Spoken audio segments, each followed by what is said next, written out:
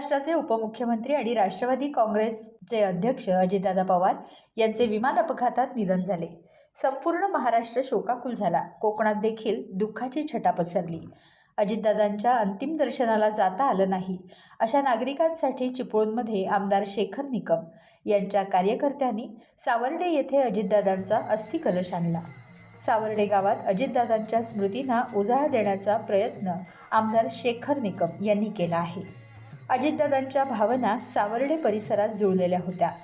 अनेक वेळा ते सावर्डे मुक्कामी आले होते। अजितदादांच्या अस्थिकलशाला भावपूर्ण श्रद्धांजली अर्पित करण्यात येत आहे।